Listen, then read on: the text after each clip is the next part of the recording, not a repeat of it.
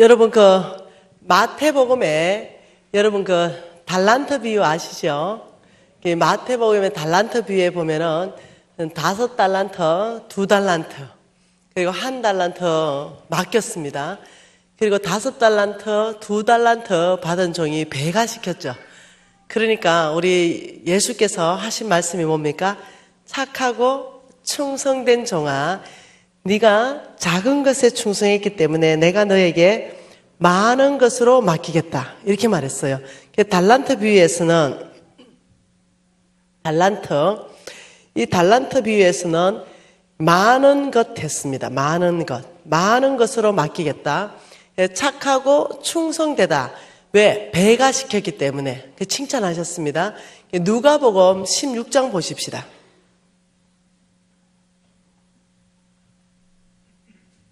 누가복음 16장은 19장입니다. 머나 비유입니다. 머나 비유.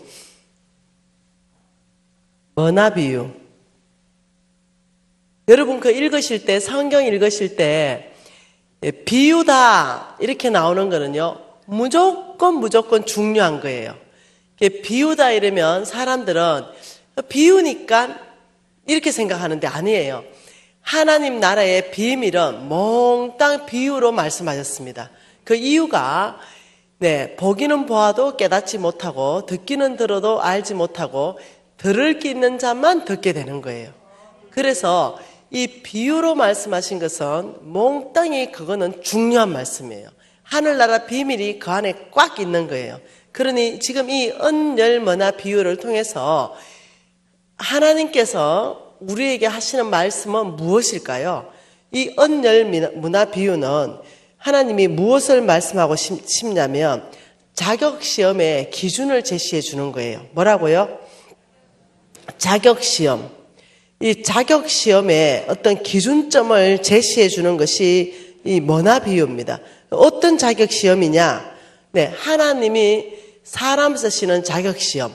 그러니까 아까 전에 우리가 조금 전에 봤던 것이 뭐냐면은 이거지요.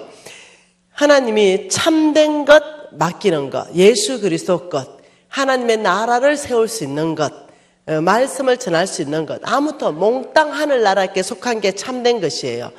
이것을 주기 위해서는 너희들에게 재물을 먼저 맡겨볼 것이다. 이 말씀을 연계해서 강의를 한번 해보는 겁니다. 그러니까 이 머나 비유는 왜 자격시험인가? 재물을 맡겼을 때 재물을 맡겨보시고 하나님 뭐 주신다고요? 참된 것. 그러니까 이 머나 비유를 통해서 하나님이 어떤 참된 것을 우리에게 맡기는가? 자, 한번 봐보십시다. 12절, 13절 두 절을 같이 한번 읽어볼게요. 이러시되 어떤 귀인이 왕위를 받아 가지고 오려고 먼 나라로 갈 때에 그 종 열을 불러 어나 열머나를 주며 이르되 내가 돌아올 때까지 장사해라. 머나는요, 달란트는 큰 단위입니다. 달란트는 한 달란트가 일반적으로 신학자들마다 다 다른데 오늘날 한 18억, 그 5달란트 그러면 약 100억 이 정도 되고, 머나다 이러면 오늘날 한 1000만 원 정도. 달란트와는 비교되지 않는 작은 단위입니다. 그래서 이 머나를 가지고 이 사람이 어떤 기인이 있었습니다. 이 사람은 기인이에요. 이 기인이 어디를 가서 무엇을 받냐면 왕위를 받아 가지고 오는 거예요. 그러니까 우리나라 역사에도 어디 가가지고 세자 책봉 받아와야만 되잖아요. 이런 역사가 있었잖아요. 그렇듯이 이 사람은 먼 나라로 가가지고 뭘 가지고 오냐면 왕권, 왕위, 대통령, 이게 돼서 돌아오는 거예요. 이 돌아오는데 이 사람이 왕이 되어서 돌아올 때 이 사람한테 가장 필요한 건 뭘까요? 이미 나라는 주어졌고 그 통치하고 다스리는데 이 사람한테 가장 필요한 거, 왕이 가장 필요한 거는 뭐예요? 사람이죠. 사람. 함께 이 나라를 건설할 사람. 우리 문재인 대통령이 당선됐을 때 사람 다 바꿔버렸잖아요. 그렇듯이 인사. 왕이 되거나 대통령이 되면은 나의 비전과 함께 맞는 사람들로 장관도 세우고 시장도 세우고 이렇게 해야 되는 거예요. 그러니 이 사람이 이제 12절에 보니까 어떤 기인이 왕위를 받아 가지고 오려고 먼 나라로 갈 때에 그 종놈을 10명을 불렀어요. 그 종 10을 불러서 한 머나씩 10명에게 한 머나씩 주고 말씀을 이렇게 했습니다. 야들아, 내가 이제 어디 갔다 올 테니까 장사를 한번 해봐. 이러고 갔어요. 그리고 돌아왔습니다. 16절 같이 읽습니다. 그 첫째가 나와 주인이여, 당신의 한 머나로 10머나를 남겼나이다. 주인이 이르되 잘하였다 착한 종이여, 내가 지극히 작은 것에 충성하였으니 10고을의 근세를 차지해라. 10고을의 근세. 여러분 얘기했죠? 하나님은 부와 기가 주께로 속해 있고 모든 사람을 크게 함과 강하게 하심이 주의 손에 있다라고 말했어요. 그리고 재물을 맡기고 참된 것을 하나님은 맡기기 위해서 재물부터 맡겨본다 그랬어요.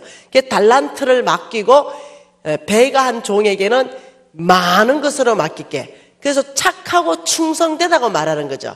충성된 사람의 특징이 배가 자라고 말했어요. 그러니 여기서도 마찬가지입니다. 한 머나로 10배를 남가오니까 10고을의 권세는 장관입니다. 그러니까 10고을만큼의 너의 영향력을 발휘할 수 있도록 내가 너를 쓸 것이다, 이 말이에요. 너는 장관을 세울 것이다. 그리고 그 둘째가 와서 이르되 주인이여, 당신의 한 머나로 5머나를 만들었습니다. 그래 주인이 그에게 이르되 야, 너는 뭐라고요? 19절에 5고을의 근세를 차지해라. 그러니까 5고을, 이거는 뭐예요? 그러면 이거 너는 시장을 해라, 혹은 군수를 해라. 너는 5고을을 너 통치 아래 줄 것이다. 너는 5고을에 네가 영향력을 발휘할 것이다. 이게 놀라운 여러분 계시예요. 이 머나 비유와 달란트 비유는 자격시험이에요. 하나님이 사람 쓰시는 자격시험을 돈으로 보겠다는 것입니다. 왜 그래요? 하나님이 마태복음 6장 21절에 이렇게 말했거든요. 네 보물 있는 곳이 네 마음이 있느니라. 그러니까 돈을 맡겨보면 이 사람 마음이 적나라하게 드러난다는 거예요. 네, 그러니까 하나님은 돈을 맡겨보고 이 사람 마음을 하나님은 보는데, 달란트 비유로 많은 걸 맡길게. 똑같이 달란트나 머나 비유에서 착하고 충성되다, 배가자들에게 칭찬하시면서 10고을 줄게, 5고을 줄게. 이 놀라운 거. 이게 뭐냐면 하나님 나라를 세우는데 영향력을 말하는 거예요. 예수 그리스도와 함께 이 땅에서 우리는 뭐예요? 하나님 나라를 세우죠. 네, 우리는 주님과 함께 이 땅에서 하나님 나라를 지금 세우고 있는 거예요. 하나님 나라를 어떻게 세우는 거예요? 예수 믿지 않는 사람이 예수께 돌아오면 그 사람에게 하나님의 나라가 임하는 거예요. 그래서 하나님이 통치하고 다스리는 나라가 하나님의 나라예요. 우리가 예수를 믿지 않았을 때는 우리 마음대로 그냥 세상의 원칙대로 살았어요. 근데 예수를 믿는 순간 나의 주인은 예수가 되고, 나의 주인의 뜻에 따라서 내가 살기 시작하는 거, 내가 예수의 통치권 아래 들어가는 거, 근데 이것이 뭐냐면 내가 하나님의 나라가 되는 거예요. 하나님의 나라의 백성이에요. 내 주인이 하나님이 되는 거죠. 예수 믿지 않는 사람이 돌아오게 하는 거, 이게 각 사람에게 하나님의 나라가 임하는 거예요.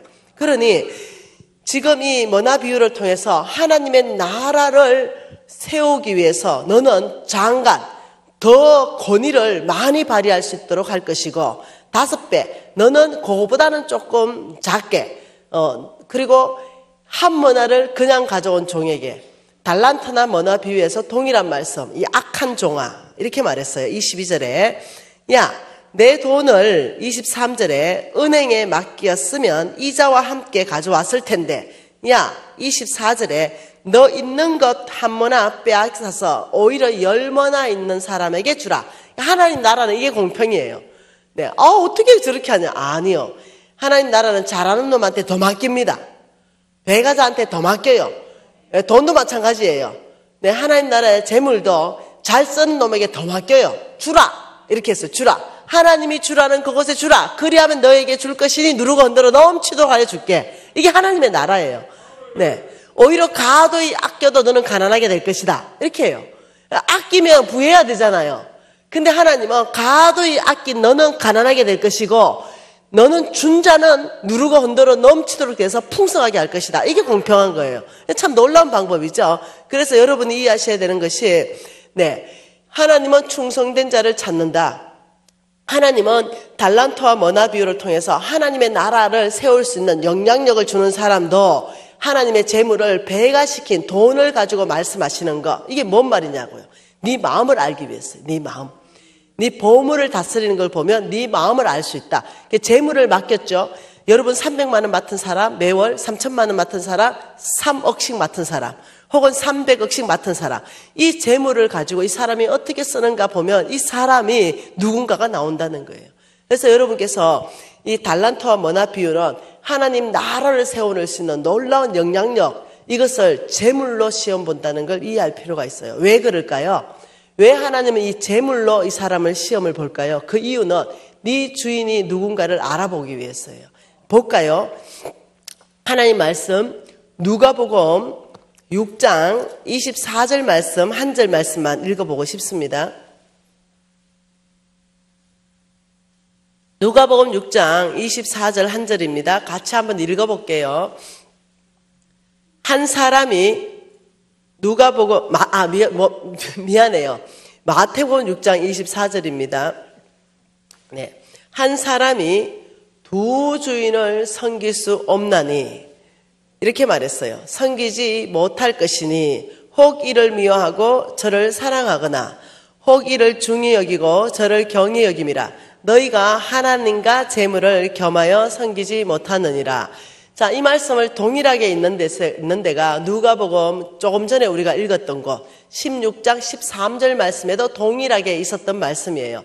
자, 여기에서 한 사람이 두 주인을 섬기지 못한다. 한 분은 하나님이고 하나는 재물이다. 이렇게 말했어요.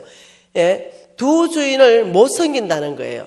하나님을 섬기든지 재물을 섬기게 되지 두 주인을 섬기기는 안 된다는 거예요. 이 지금 재물의 원래 원어는요, 맘몬이라고 되어 있습니다. 맘몬. 원래 원어를 읽으면 한 사람이 두 주인을 섬길 수 없는데 하나님과 맘몬을 겸하여 섬기지 못한다. 이것을 해석을 재물로 해 놓았습니다. 왜 그러냐면 이 맘몬은요, 사탄의 이름입니다. 사탄의 쫄개의 이름입니다. 사탄은요, 저는 원래 교회 안에서 영적 전쟁 강의를 오히려 재정 강의보다 더 많이 했었습니다.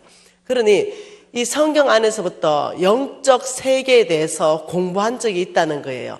이 사단은 굉장히 조직적이고 굉장히 체계적으로 일합니다. 그러니까 사단은 이름들을 가지고 있어요. 사단의 이름에 예를 들면 정사의 영이다, 어둠의 악한 주관자들이다, 권세자들이다, 이런 이름이 있어요. 그러면 정사라는 이름을 가진 사탄은 아무에게 일 안 해요. 높은 위치에 있는 영향력 있는 사람들한테 일하는 영의 이름이 정사의 영이에요. 그들이 하나님 나라가 아닌 세상의 나라를 세우게끔 미혹하는 영이에요. 그 중에 그 사탄의 쫄개 중에 맘몬이라는 이름을 가진 그 쫄개는 재물 뒤에서 일하는 사단이에요. 그러니까 재물 뒤에서는 그 맘몬의 영향력 안에서 일한다는 거예요. 그래서 사람을 미혹하게 하고 사람을 유혹하고 사람을 망하게 하는 거, 이게 맘몬이 하는 역할이에요. 여러분, 이 맘몬은요 그냥 일하지 않습니다. 이 맘몬요, 여러분 이 어떤 기업가라 그러면 여러분은 반드시 여러분이 이루어야 될 목표가 있습니다. 여러분이 이루어야 될 목표. 예를 들면 1년에 우리는 100억 매출을 해야 되겠다. 이런 100억 매출이 목표가 되는 겁니다. 그럼 100억 매출을 하기 위해서 기도만 하면 됩니까? 100억 주시옵소서. 1년 동안 100억 매출 될 줄 믿습니다. 이거 광신자예요. 광신자. 여러분, 광신자라는 것은 이런 거죠. 요한 웨슬리가 이렇게 정의했습니다. 바람직한 목적은 있으나 합당한 수단을 사용하지 않는 사람, 이렇게 정의했어요. 그러면 바람직한 목적, 농부의 바람직한 목적은 풍성한 수확이에요. 그러면 농부의 합당한 수단은 뭐예요? 부지런히 땅을 일구고 열심히 씨를 뿌리는 게 합당한 수단이에요. 그런데 광신자 농부는 이렇게 합니다. 무에서 유를 창조하시는 하나님은 전능자이십니다. 내가 씨를 뿌리지 않는다 하더라도 이 땅에서 열매 맺을 하나님을 믿습니다. 이렇게 하는 게 광신자라는 거죠. 예, 광신자는 지가 믿고 싶은 걸 믿어요. 하나님이 언제 그렇게 말했어요? 하나님은 무에서 유를 창조하는 전능자는 맞습니다. 그러나 믿음은 항상 말씀에 근거해야 돼요. 말씀 안에서부터 너희들은 부지런히 씨를 뿌려라. 너희 부지런히 땀을 일해라. 내가 열매를 줄 것이다. 이렇게 말했어요. 우리가 씨를 뿌리는 건 우리가 하지만 적당한 비와 적당한 햇빛을 주시는 분은 하나님이세요. 그러니 보통 보면 믿음 좋다는 사람들하고 내가 대화해보면 거의 강신자예요. 거의. 내가 네 강신자네 이랬어요. 이런 강신자들은 가을에 돼가지고 거둘 게 없어요. 왜 강신자니까? 씨를 뿌리지 않았으니까. 예. 그래서 여러분 우리가 사업에도 열매 내는 사람들이 강신자가 아닌 사람들이 내요.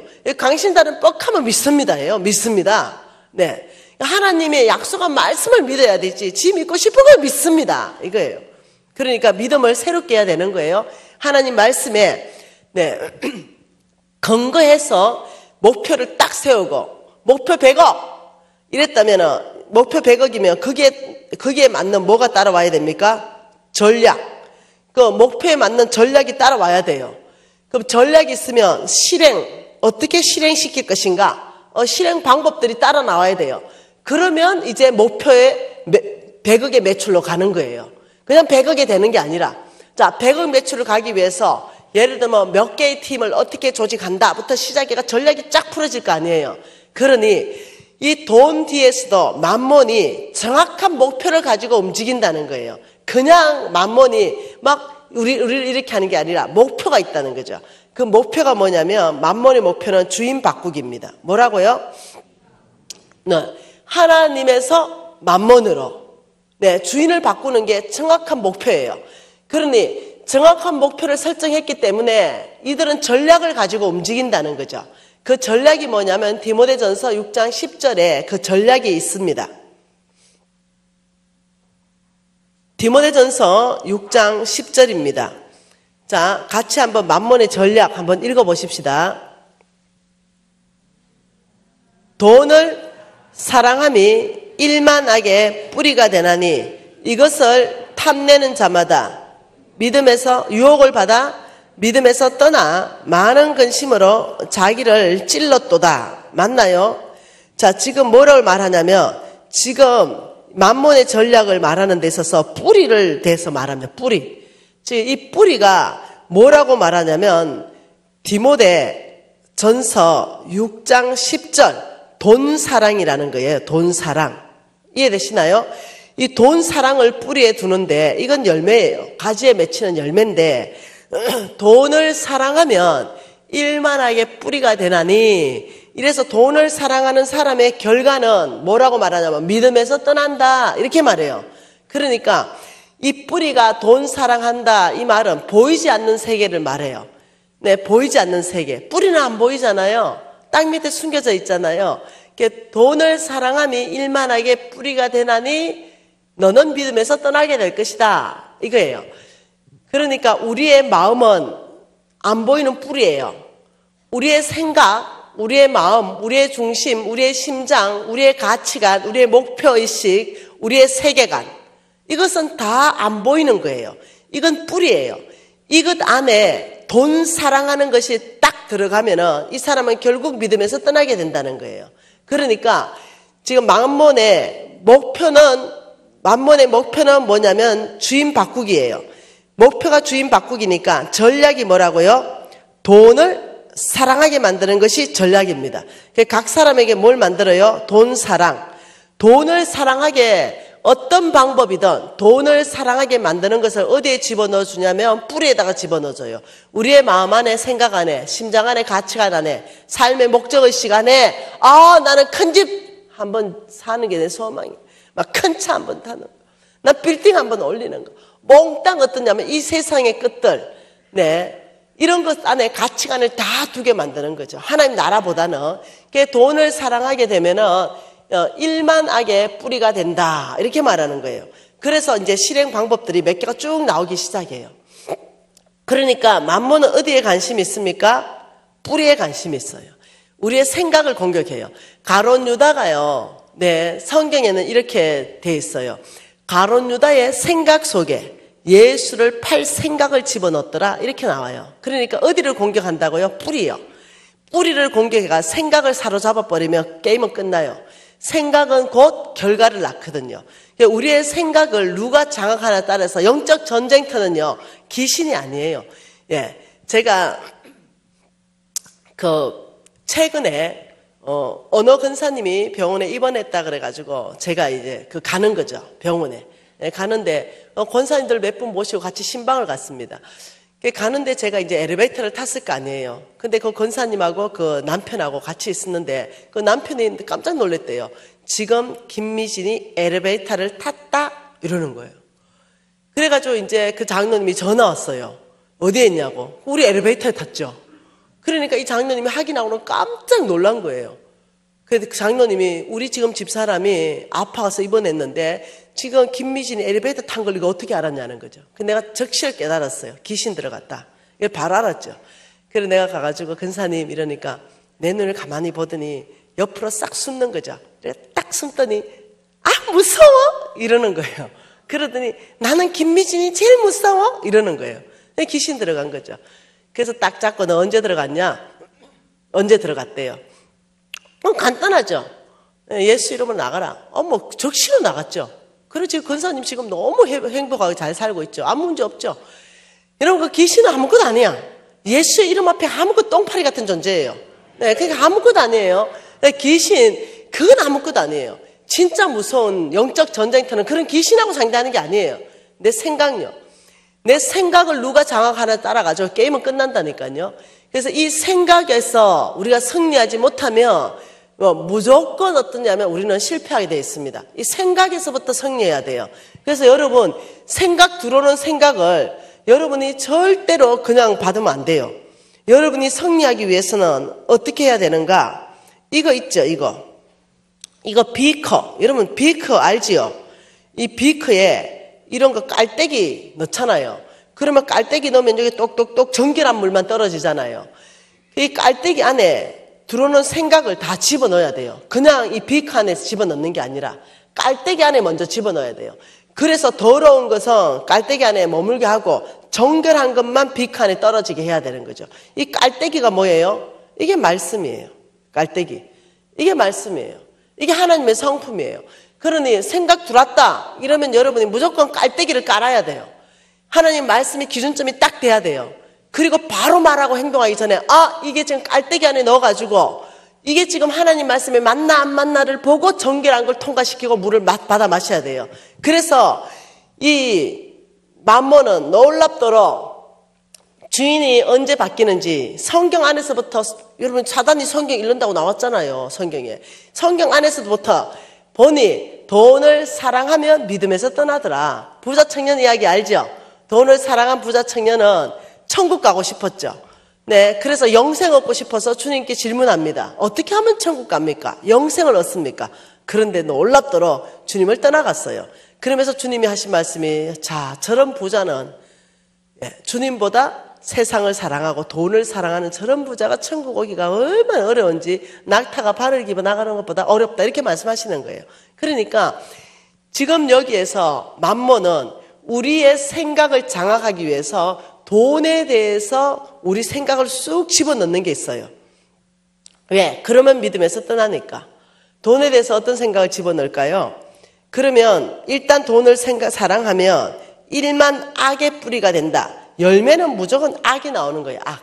열매. 이 열매 자체가 악해요. 돈을 사랑한다. 뭘로 돈을 사랑하는 걸 알 건가? 열매를 보면 그 사람의 뿌리를 볼 수가 있어요. 열매. 이렇게 하는 거죠. 열매가 뭐냐? 이 열매는 첫 번째 부정직한 열매를 맺습니다. 부정직한 삶.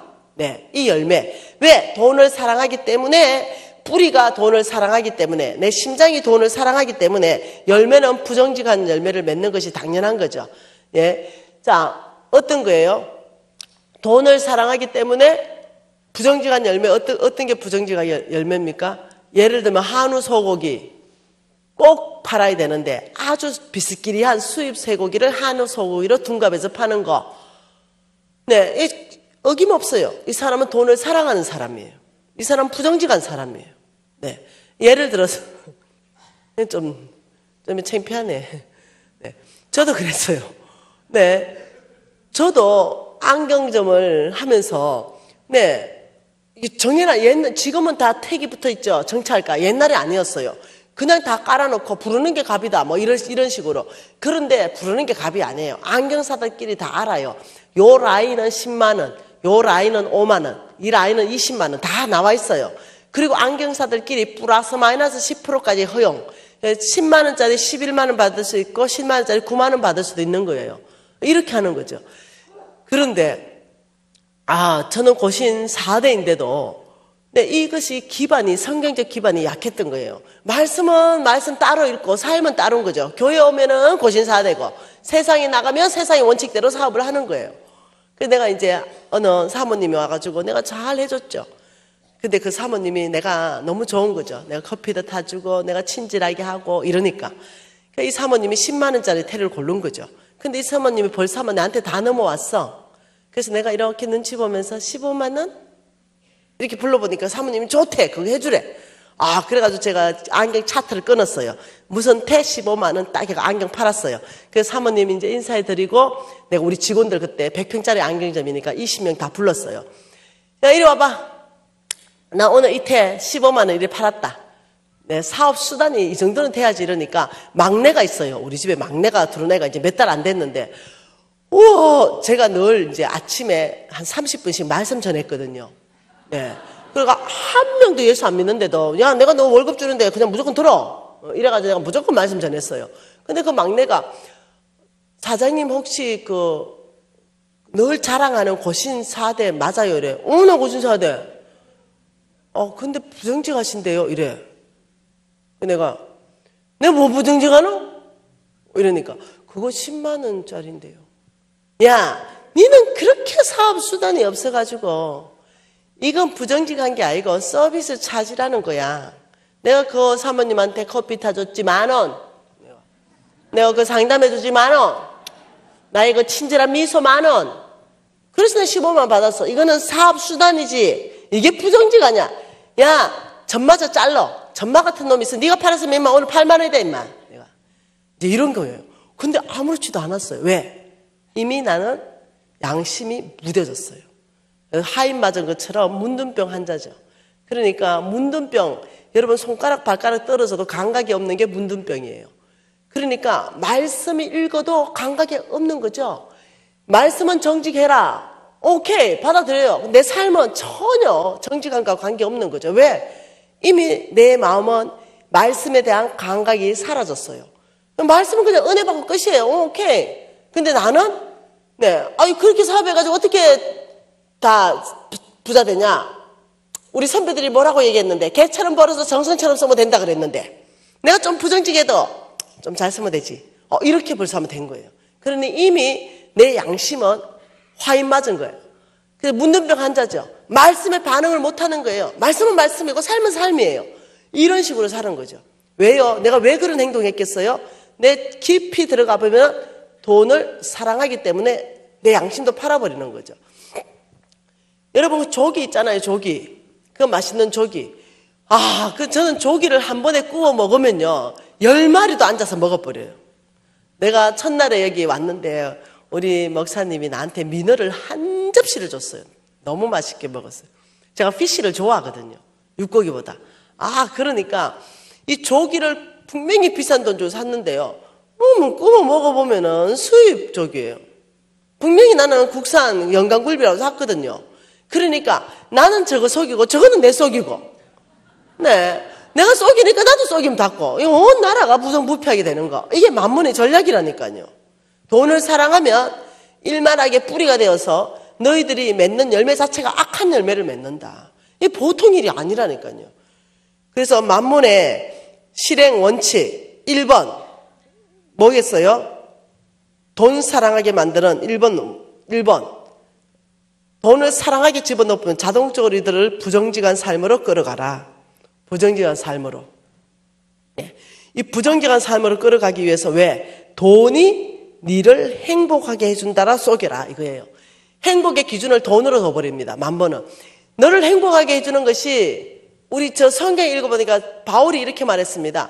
너의 만족은 오직 하나님께로부터 난다. 이렇게 말했어요. 하나님의 뜻 한가운데 있을 때 우리가 만족하고 우리가 진정한 행복, 이걸 아는데 이걸 살짝 바꿨어요. 너의 행복은 돈이야. 돈이 많으면 큰 집에 살고, 돈이 많으면 좋은 차 타고, 돈이 많으면 명품 사고, 돈이 많으면 애들 교육도 잘 시키고, 돈이 우리를 행복하게 해줘. 이런 식으로 속여버리는 거예요, 생각을. 여러분, 돈은 행복의 기준이 아니에요. 돈이 많으면 약간 편리한 삶은 살 수가 있어요. 그러나 돈 많은 사람 자살률이 훨씬 더 높습니다. 네. 왜? 여유가 많아가지고 항상 엉뚱한 생각해. 네. 돈 없는 사람은 막 빠둑빠둑 산다고 죽을 생각도 못하고 살아요. 돈 많은 사람도 우울증 더 많이 걸려요. 네. 돈은 행복의 기준이 아니에요. 그런데 속이는 거죠. 돈이 있어야 행복하게 해준다. 이러니까 얼마만큼 속냐고요. 연애했죠. 연애했는데 한 남자가 고백합니다. 이 김종배의 다이아가 그리도 탐이 났단 말인가. 이 고백하는 거예요. 왜 그래요? 연애 따로 돈 많은 남자도 시집 가버리는 거죠.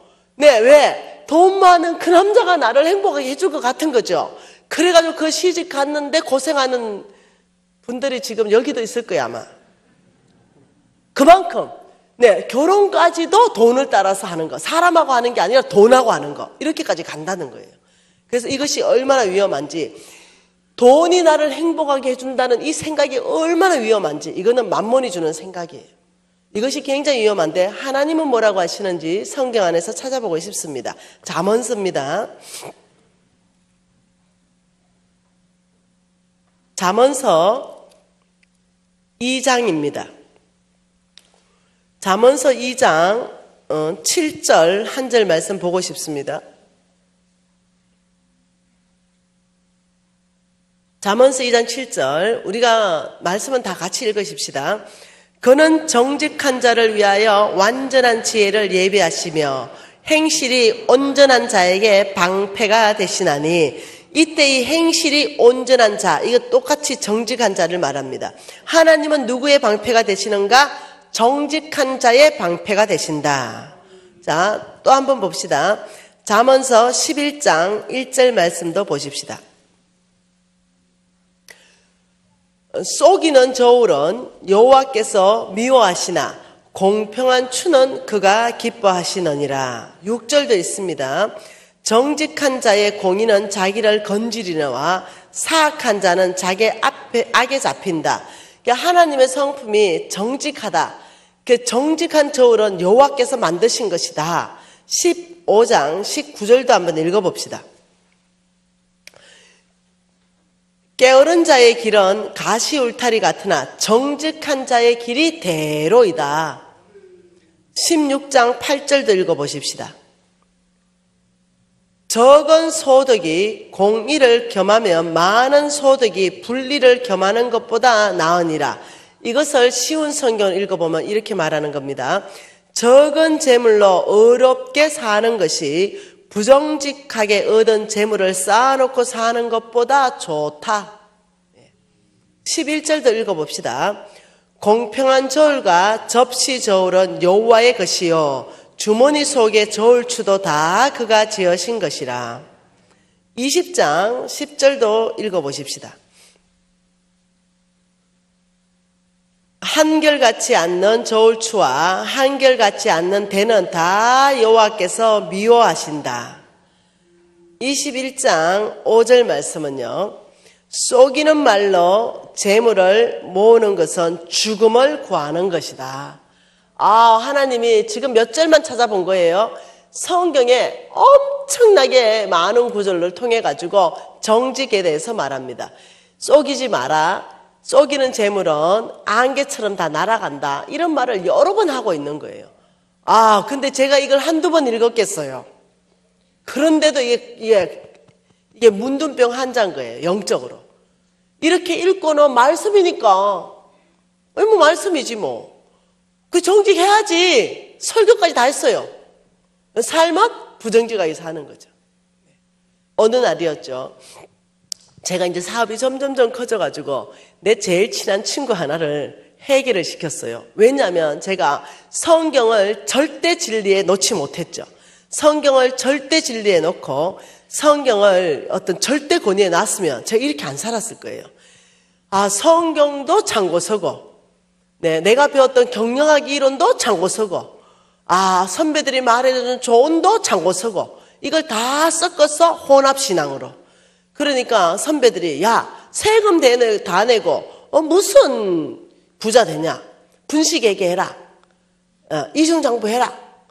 야, 개처럼 좀 벌어도 우리는 정성처럼 쓰면 돼. 아, 그거 멋있으니까 보이는 거예요. 그렇지. 다른 사람은 지 혼자 다 쓰지만 나는 성경을 얼마나 많이 하는데. 막 이러고 위에로가 막 되는 거죠. 그래서 제일 친한 친구를 이중장부를 시켰어요. 걔는 믿을만 하니까.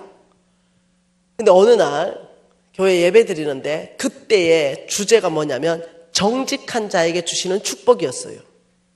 그래가지고 여러분 저는요 앞에서 5번째 안에 안 앉으면은 나는 예배 안 드려요. 네, 요 앞에 앉아가 여기서 예배 드려요. 뒤에서 못 드려. 네. 내가 예배 드리는데 내가 목사님 보러 오는 것도 아니고 우리 예수님 앞에 내가 제단을 쌓고 예배를 드리는데 어떻게 5번째 뒤에 앉냐? 난 2층에 앉은 사람은 달동네라 보는 사람이에요. 네, 저는 항상 제일 앞에였어요. 옛날부터. 네. 혹시 제일 앞에 누가 내 자리에 가방 놔놨다. 네. 이러면 미안하지만 옆에 치워버립니다. 네. 아니면 그 앞에 자리 깔고 앉아버리고. 네. 하여튼 열정이에요 그냥. 그래서 지금도 제일 앞자리에 앉습니다. 지금도. 그러니 그날도 당연히 앞자리에 앉았죠. 우리 목사님이 나를 좋아해요. 왜냐하면 아멘 아멘을 너무 잘하니까. 네. 근데 정직한 자에게 축복, 우리 목사님은 이 시야가 넓으신 분이에요. 그래서 어떠냐, 저 끝에서부터 쭉 훑어서 강의하시고 딱 저 위에서부터 쭉 훑어서 말씀하시고 이렇게 하시는 분이에요. 여유가 많으신 분이죠. 그런데 그 정직한 자에게 주는 축복을 쫙 말씀하시다가 이렇게 클라이막스에 딱 갔을 때 내가 앉아 있는데 내 앞에 이렇게 손을 딱 이렇게 대는 거예요. 그러더니 정직하라 이러는 거예요. 형제님 어때? 네, 정직하라 이러면 그러면서 나 앞에 손을 딱 찍어가지고 정직하라 이러는 거예요. 근데 어머니 놀래라. 네. 왜? 부정직하니까 놀라는 거죠. 그래가 내가 그냥 그럴 수 있지 이러고 있는데 또 막 설교하다가 또 한 번 나를 찍는 거죠. 또 한 번 찍어서 정직하라 또 이러는 거예요. 2번째 그러니까 살짝 마음이 어려워지대요. 그리고 또 막 설교해야 돼요. 3번째 클라이막스에 정직하라 막 이러는 거예요. 형제님 3번 하니까 어때? 그것도 눈 딱 맞춰가지고 3번. 마음 어렵지? 마음 어렵다니까. 내가 마음이 어려웠어요. 나 혼자 내가 문둥병 환자가 됐다 했잖아요. 나한테 문둥병 환자의 특징들이 또 있습니다. 그 말씀을 주님이 주시는 기회로 안 받아. 네, 기회로 못 받아. 문둥병이니까. 내가 이렇게 했어요. 진짜 내 친구가 이거 다 꼬발랐나? 목사님한테 다 알려줬나 보다. 이 생각하고 내가 원래를 잘라본다 내가 진짜. 그런 생각을 이제 하다가 또 한 번 이거예요. 일러줬다 해도 그렇지. 놈들 다 있는 데서 나한테 딱 찍어가지고 정직하라. 일러줬다 해도 그렇지. 담임 목사님 진짜 표적 설교 하시네 진짜. 사람을 그냥 까는 설교를 하시네 진짜. 내 담임 목사님한테 내가 한 게 얼만큼인데 이러면서 마음이 확 상한 거예요. 담임 목사님한테. 왜? 부정직하니까. 그래가지고는 이제 나는 축도 끝나고도요 담임 목사님 꼭 인사하고 목사님 은혜 받았어요 이러고 가는 사람인데 축도 할 때 나가버렸어 내가. 그래가지고는 이제 화가 난 거죠. 그래서 전화했습니다. 야, 네 담임 목사님한테 다 알려줬나? 얘 이중장부 한다는 거? 이러니까 참 내가 쪽팔려서 못 일러준다 내가 이중장부하는 장본인데 그 이중장부 했다가 어떻게 말하냐. 오늘 담임 목사님이 땅내를 위해서 하시는 말씀이다. 네 고신 4대 아이가 회개하고 돌이켜라 이러는 거야. 제발 좀 우리 이중장부 하지 말자 이러는 거야. 네가 안 일러줬어. 내가 하나님 앞에 맹세한다. 안 일러줬다. 걔는 아니에요. 그러니까 내 속으로 어찌 알았지? 내 부정직한 거 하나님 어찌 알았지? 하나님 어찌 알았지? 얼마큼 문둥병인지 알겠죠? 이렇게 하면서 그래도 말씀은 사랑하는 거죠. 나는 매일 말씀을 최소 10장은 읽어요. 최하. 왜 그날 또 교회 갔다가 말씀 읽는 거예요, 이렇게. 네, 왜 말씀을 사랑하니까. 그것도 고신사대가 10장은 읽어줘야죠. 네. 여러분, 고신 다니면서 성경 10장 안 읽으면은 안 돼. 우리는 자존감이 있는 고신 아닙니까? 그래, 읽는데 그네 따라 정직하라, 정직하라, 정직하라만 눈에 들어오는 거야. 그래서 내가, 오미, 덮어놨어. 그러다가 약간 마음에 약간 좀 찝찝한 거죠. 여러분, 내 영적 수준이 옛날에 찝찝할 때는 성경을 가지고 점을 쳤어요. 그래서 기도 한번 세게 한번 하고, 아버지, 저에게 하실 말씀을 주시옵소서. 이렇게 잘했거든요. 그리고는 눈 감고 딱 폈어요. 근데 뭐가 나왔냐? 잠언서 21장 5절. 부정직한 자는 죽음을 구하는 것이다. 왜요? 갑자기 점까지 쳤는데 이게 딱 맞으니까 마음이 어려워졌어요. 이걸 어떻게 해결하지? 고민이 너무 되는 거죠. 왜냐하면 제가 예를 들면 이렇게 했거든요. 무슨 건축을 이렇게 지으면 강공서 뭐 건물을 따야 되잖아요. 그러면 막 국회의원들하고 누가 줄을 세게 대느냐. 이게 이제 능력이었거든요. 그러면 나는 이제 국회의원들 뒷돈을 많이 댔거든요. 그러니까 국회의원들 뒷돈 댔으니까 그 막 줄을 막 라인을 넣어가지고 그 얼마 집어넣으면 딸 수 있냐. 이런 걸 다 뒤로 돈을 빼내오는 거죠.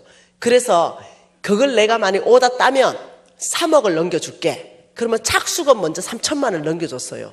그러면 이제 마지막 5분 전에 얼마 집어넣으라 나오거든요. 그럼 얼마 집어넣으면 내가 따지는 거죠. 그러면 2억 7천을 더 넘겨줘요. 이런 식으로 뭐 다들 그래 했어요. 내만 그래 한 게 아니고. 내가 이제 그 사람보다는 좀 더 줄을 세게 된 거죠. 그 나한테 떨어져. 그러면 3억을 넘겨줬기 때문에 빼기 위해서 철근 몇 개를 또 빼야 되는 거죠. 철근 몇 개를 빼고 중간검사 받으려니까 또 매수를 또 해야 되는 거죠. 이러면서 돈 벌었어요. 뭐 나 아무렇지도 않았거든요. 근데 이런 것까지 막 생각이 나는 거야. 야, 이거 좀 하나님이 뭐라고 하시는 것 같은데 이런 생각이 드는 거예요. 그래가 이걸 해결할 수 있는 묘책이 생겼어요. 뭐냐면, 그래, 개처럼 벌어서 정성처럼 쓰면 된다고 말하지 않았냐. 성경에서 답을 찾는 게 아니라. 그래가지고 성교비를 1억을 넣었어요. 1억. 여러분, 1억은 지금도 큰데 그때는 진짜 큰 돈이었어요. 1억을 딱 넣고는 성교비를 딱 넣고 이렇게 하는 거죠. 그달 1억 정도 여러분 한번 현찰을 해봐라. 어떤지. 어깨가 으쓱 이렇게 올라가죠. 네. 그래서 딱 1억 하고는 내 안에 어깨가 으쓱 이렇게 올라가는 거죠. 그렇게 하고는 딱 나가면서 이렇게 말하는 거죠. 하나님, 내만 쓴 거 아닙니다. 좀 부정직했지만 하나님도 지금 성교금 1억 썼었어요. 이렇게 하는 거예요. 여러분, 그렇게 하면서 나가면서 다시 부정직하게 할 수 있는 모든 힘을 다 받고 나가는 거예요, 이제. 왜? 1억과 부정직을 상쇄시킨 거예요. 내 혼자. 그래가 그 다음에 또 부정직하게 하는 거예요. 이렇게 반복적인 삶을 살았어요. 이러다 보니까 하나님 손에 죽게 생겼죠. 물론 그렇게 번 돈 다 날아가고, 10원도 못 건졌는데, 제가 이렇게 산 거예요. 이렇듯이, 만몬은 우리에게 생각을 사로잡아버리는 거예요, 생각을 딱 사로잡아가지고, 이 생각을 장악해버리는 거죠. 생각을 장악하면요, 행동은 그 장악한 대로 나옵니다. 장악한 대로. 그러니 이 만몬 사탄은 목표가 주인 바꾸는 거죠. 난 주인이 바뀌었죠. 나의 주인 우리 예수 그리스도께서 하신 말씀이 정직하라. 부정직한 건 죽음이 구하는 것이다. 이 공평한 추와 이 정직한 이 어떤 에바, 이거는 하나님이 만든 것이다. 정직한 자의 길이 대로이고 나는 정직한 자에게 방패가 되어줄 것이다. 하나님이 그 많은 화살이 날아온다 하더라도, 그 많은 폭풍이 몰아친다 하더라도 하나님이 나의 방패가 되어준다? 이러면 까딱 없는 거예요. 그런데 정직한 자에게 방패가 되어주겠다. 환란 당했죠. IMF 터졌습니다. 국가적으로 대환란이 터졌죠. 그러나 내가 정직했다면 끄떡 없었을 거예요. 그런데 어떻게 부정직했으니 같이 휘말려 들어갔죠. 거지 중에 상거지 됐죠. 내 돈 떼먹고 사람들 다 도망가 버리고 이게 풍지박살이 난 거예요. 여러분, 오늘 이 말씀이 가볍게 들으실 것이에요. 어느 사람에게는 저에게 하나님이 기회를 주셨는데 제가 그 기회를 문둥병 환자처럼 놓쳤다는 거예요. 내 깊은 양심 안에 하나님 찔리게도 하셨어요. 그런데도 회개하고 돌이키지 않았다는 거죠. 여러분, 오늘 이 말씀이 어떤 사람에게는 세컨 찬스의 기회일 것입니다. 이게 찬스일 것이에요. 부정직한 재물을 하나님께서는 내가 반드시 내 때에 거둬가겠다 했어요. 이렇게 말했죠, 성경에. 내일 성경적 기반을 또 다 여러분에게 찾아드릴 것입니다. 부정직한 자의 재물을, 그 재물을 가지고 너의 자녀가 배부르지 않게 할 것이다, 이렇게 말했어요. 겁나는 말씀을 하셨죠, 성경에. 부정직한 자의 재물을 가지고 내가 너의 자녀를 배부르지 못하게 할 것이다. 그리고 그 재물을 내가 너의 손에 취해서 의인에게 넘겨줄 것이다. 그때에 지금 당장은 부정직한 재물이 나한테 좀 머물러 있어요. 그러나 회개하고 돌이키지 않을 때는 그 재물을 가지고 그 자녀가 배부르지 못하게 할 것이고 그 재물을 취해서 의인에게 부를 이동시킬 것이다. 성경이 여러 군데 그렇게 말하고 있다는 거예요. 와, 이 보통 일이 아니에요. 여러분, 오늘 성경 말씀에 정직하라. 부정직한 것은 만몬의 영향을 받은 것이다. 혹 여러분 안에 부정직한 삶이 있다면 오늘 이 말씀 앞에 회개하고 돌이키는 밤이 되시기를 축복합니다. 지금까지 부정직했다 하더라도 여러분, 복음이 뭡니까? 기독교의 진수가 뭡니까? 다른 종교들은 구원받기 위해서 자해를 합니다. 막 거요, 피를 흘립니다. 그리고 넘어졌다 자빠졌다 넘어졌다 자빠졌다를 하는 거예요. 왜? 자기가 어렵게 되기 위해서. 우리가 아무리 거룩한 삶을 산다 하더라도 우리를 거룩해 할 수 못해요. 우리가 거룩한 가운데 산다 하더라도 우리를 거룩해 하는 건 예수의 피입니다. 네, 그렇듯이 이것이 복음이듯이 여러분, 여기에서 내가 죄를 졌어요. 내가 부정직하죠. 네, 그러나 아직도 재물이 남아있어요. 그런데 하나님께서 회개하고 돌이키면 너의 모든 죄를 눈보다 희게 할 것이다. 너의 죄를 기억도 하지 않을 것이다. 아, 부정직한 재물이 있어요. 그런데 오늘 이 메시지 앞에서도 내가 옛날에 반응하지 않았던 것처럼 설마 나에게 그것이 일어나겠는가? 하나님이 무슨 화를 내리겠는가? 하나님이 무슨 복을 내리시겠는가? 아, 이런 사람. 와, 이런 사람을 성경에서 뭐라고 했습니까? 스바냐 말씀에 한번 찾아보십시다. 하나님 말씀은 스바냐, 네, 스바냐 1장 12절에 뭐라고 했습니까?